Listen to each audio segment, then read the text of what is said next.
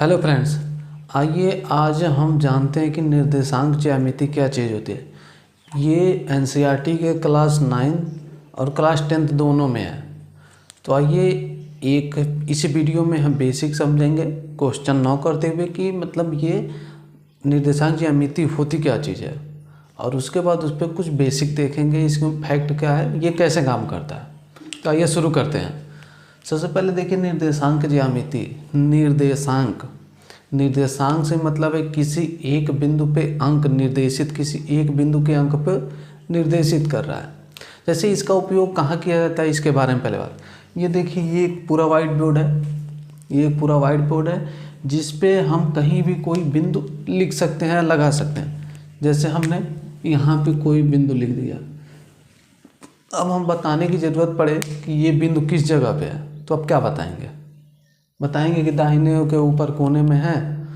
ऐसे तो एग्जैक्ट बता नहीं सकते हैं। इसी चीज़ को कहीं एक फ्लैट पृष्ठ पे कोई बिंदु है तो उसको हम कैसे निर्देशित करेंगे, कैसे बताएंगे, उस अंक को कैसे निर्देश देंगे, उसी को निर्देशांक कहते हैं। और ज्यामिति का मतलब ये आकार पे है, मतलब कि एक फ्लैट पृष्ठ है उसी पे ये होगा। जैसे मान के चले हम कहीं भी कर सकते हैं, स्टार्ट को यहाँ कर दे, कहाँ पे है बताइए, या फिर यहाँ कर दे। तो ऐसा थोड़ी बोलेंगे कि ये बीच में है या इस किनारे है, दाहिने किनारे। एग्जैक्ट वो बिंदु किस जगह पे है, तो निर्देशांक यही चीज़ है। हमने देखा ये एक, इसको बोला जाता है कार्तीय तल, मतलब ये पूरे पृष्ठ को बांटा जाता है और उस हिसाब से इसको रखा जाता है। जैसे देखिए हमने एक तल बनाया है जिसमें देखिए दो रेखाएं हैं, है ना। एक खड़ी रेखा है और एक पड़ी रेखा है। ये जो होती है ऊर्ध्वाधर होती है और ये जो है वो क्षैतिज है। ठीक, इतना आपको समझ में आ रहा है। चलिए आगे देखते। तो ये कैसी है, ये आपकी जो खड़ी रेखा ऊर्ध्वाधर है और ये क्षैतिज रेखा है। इन दोनों रेखाओं में एक मानक माना जाता है, लाइन का नाम दिया जाता है।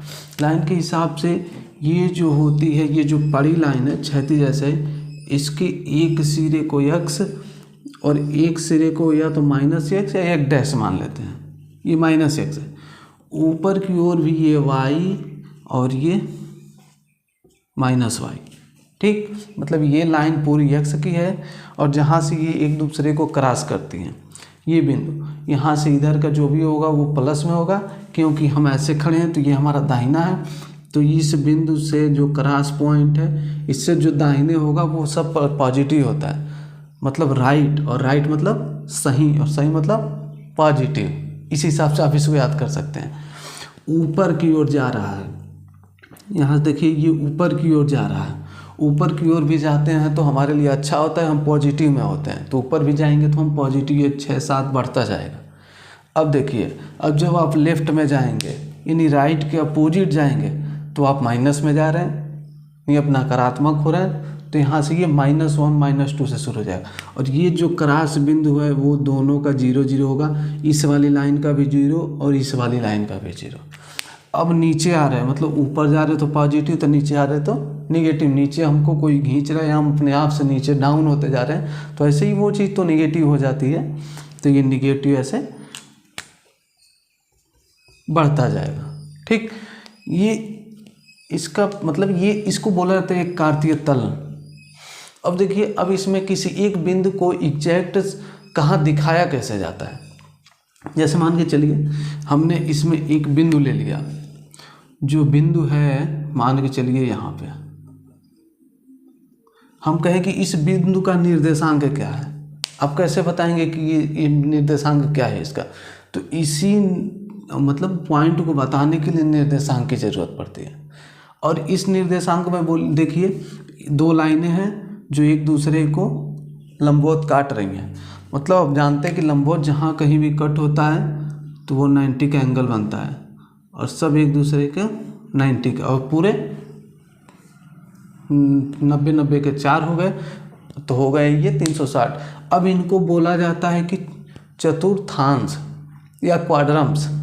तो ये उस हिसाब से ये क्या हो गया, पहला, ये दूसरा ये तीसरा और ये चौथा, पहला चतुर्थांश, दूसरा, तीसरा, चौथा चतुर्थांश, ये इस हिसाब से हो। अब इसको लिखा जाता है x और y के फॉर्म में, जैसे कि x और y, इसको बोल देते हैं हम भुज और इसको बोल देते हैं कोटि। यानी x का निर्देशांक कितना है, y का निर्देशांक कितना है, दोनों का एक ही में ऐसे कामा करके लिख लिया जाता है। तो अब देखिए, अब हम कहें कि नहीं ये पहले में कोई बिंदु है, ये पहले में कोई बिंदु है, ठीक। अब इसका निर्देशांक क्या होगा, तो निर्देशांक लिखने का तरीका x और y, मतलब x से दूरी और y से दूरी। अब ये तो हो गया आपका सेंटर पॉइंट, मतलब कि दोनों जहाँ क्रॉस कर रहे हैं। अब यहाँ से x की दूरी कितनी है, तो इधर जाएंगे तो ये x की तरफ ये लाइन लेके जा रही है। तो हम देखते हैं 1 2 3, ये थोड़ा सा इधर है, ठीक। अब देखने के 3 तक जा रहे हैं कि ये 3 के सीधे ऊपर है, यानी x से दूरी इसकी 3 है, ठीक। अब देखें कि y से दूरी इसकी क्या है, ऊपर की ओर बढ़ते जा रहे हैं, कितना ऊंचाई तक है, तो ये ठीक है 2 और लाइन खींचे तो लगभग यही है। तो y से इसकी दूरी कितनी है, y से दूरी हो गई 2, यानी इसका निर्देशांक कितना हुआ 3 और 2, 3,2। तो हम पूछे अगर ये बिंदु A था तो बिंदु A का निर्देशांक कितना हो गया 3,0। ऐसे ही किसी, अब देखिए इसमें हम 3,0 होगा, इसमें कोई रखे तो एक माइनस हो जाएगा, इसमें कोई बिंदु हो तो दोनों माइनस होंगे, ये दोनों नंबर, इसमें कोई बिंदु हो तो एक माइनस और एक प्लस होंगे, ठीक। उस हिसाब से देखिए सबसे पहले हम किसका लिखना है, x का, उसके बाद y का। तो इसमें x का लिखे जो प्लस में लिख दिए, y का लिखे जो प्लस में लिख दिए। लेकिन इसमें हम आएंगे, इसमें कोई बिंदु अगर मान लेते होगा, अगर इसमें ये बिंदु है तो इस पहले तो x का ही लिखेंगे, तो x से दूरी कितनी है -1 -2 -3 -4, और y से दूरी कितनी है, y वाली लाइन पे 2, क्योंकि ये 2 पॉजिटिव में है तो 2 पॉजिटिव में रहेगा, ये निगेटिव में रहेगा। इसमें अगर मान के चलिए हमने मान कर दिया कि ये बिंदु कहाँ है, तो इससे 4, इससे भी 4, तो x का पहले लिखेंगे, x y का लिखना होता है, x का लिखेंगे तो x पे -4, y पे -4, यानी ये इसमें दोनों माइनस है तो हम दोनों को माइनस कर देंगे, ठीक। इतना चीज़ आपको समझ। इसमें होगा मान के चलिए यहीं एक बिंदु हो गई जो 2 और 2 पे, तो x से इसकी दूरी कितनी है 2 पॉजिटिव, y से इसकी दूरी -2। देखिए इसी हिसाब से हम कह सकते हैं कि इसमें जो होता है वो प्लस प्लस है, इसमें जो है x किसी में माइनस और फिर प्लस में है, इसमें जो है वो किस में है, इसमें दोनों माइनस है, इसमें जो है x प्लस में लेकिन y माइनस में। अब देखिए ये चारों ऐसे बन गए, plus plus minus plus minus minus और प्लस माइनस, ये चारों अलग अलग आपको मिल गए हैं। अब ऐसे ये लाइन ऐसे बढ़ती जाइए, इसमें पूछे भुज कौन है, तो ये 3 भुज है 2 कोटि है, -4 भुज है और 2 कोटि है। ये एक एक निर्देशांक हो गया। अब कहे कि इन चारों को मिला दीजिए और बताइए कि चारों बिंदुओं को मिला दें तो कौन सी आकृति बन रही है। तो अगर हम सपोर्ट चारों को मिला देते हैं,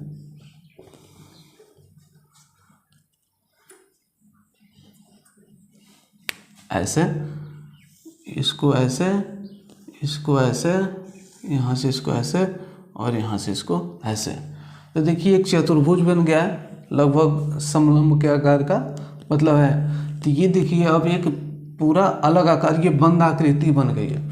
एक चीज़ और आप समझ जाइए कि एक बिंदु होती है तो वो सिर्फ बिंदु होती है, वो सिर्फ एक डॉट है, एक बिंदु, एक चिन्ह है। लेकिन जब 2 बिंदु हैं तो उससे क्या बना सकते हैं, एक रेखा बना सकते हैं। अगर 3 बिंदु है तो उससे एक त्रिभुज बना सकते हैं। अगर 4 बिंदु है तो उससे एक चतुर्भुज बना सकते हैं। चतुर्भुज में आयत, वर्ग, समलंब, समांतर चतुर्भुज ये सब आ जाएंगे। तो मतलब एक बिंदु है तो वो बस बिंदु है, अगर दो है तो वो रेखा बन गई, तीन होगी तो ऐसे त्रिभुज बन जाएगी, चार होगा तो चतुर्भुज बन जाएगी। तो कभी भी आपको बस एक निर्देशांक दे तो वो बिंदु होगी, दो निर्देशांक दे तो उसको मिला के हम रेखा। तो आप ये समझ चुके हैं। ये वीडियो आपको कैसा लगा ज़रूर बताएं, आपको समझ में आया या नहीं। इसका नेक्स्ट पार्ट के लिए आप हमारे साथ बने रहें और हमें सब्सक्राइब कर लें, और कमेंट में ज़रूर कुछ अपना सुझाव और दे सकते हैं। आपका बहुत बहुत धन्यवाद।